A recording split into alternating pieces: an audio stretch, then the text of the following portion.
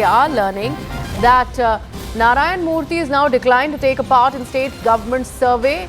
Infosys founder's wife, Sudha Murthy, is also not going to be taking part in the caste survey. Sudha Murthy says that the family doesn't belong to any backward group.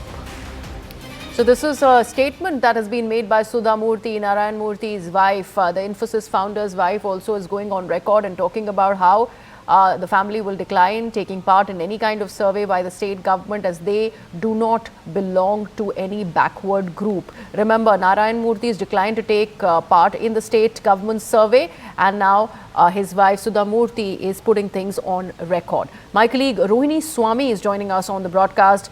Rohini, the developments continue to happen, and this declaration that has been made by Sudha Murthy is, of course, going to have tempers flying within the Congress ranks. What really led to this announcement by the Murthy family, and the state survey that they are talking about? What happens to it now? Well, it's just not just the family, or Murthy family, but also we've seen that several people in Bengaluru specifically are rejecting or saying they do not want to be part of the census.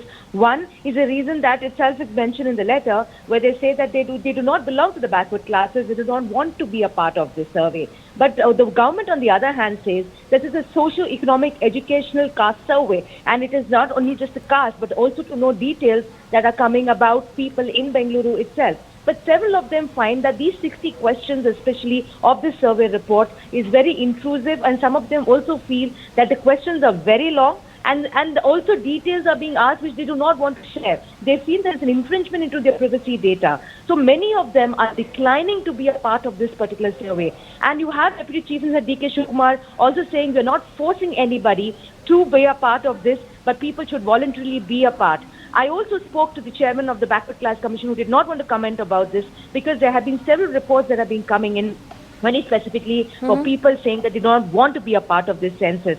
Yes, on the Congress also saying that they want to ensure that everybody is covered across Karnataka, but Bengaluru has been lagging way behind in terms of this particular survey because people are refusing to be a part of this, saying that they do not belong to the backward classes and do not want to share any additional data which is private to them, and that's what they call privacy infringement. Right. Rohini, thank you so much for all of that information. Many of the people there in Karnataka are calling this survey by the state government tone deaf, and Sudha Murthy now joining the ranks and saying that the family is not going to be participating in the survey. We go into a very short break with that.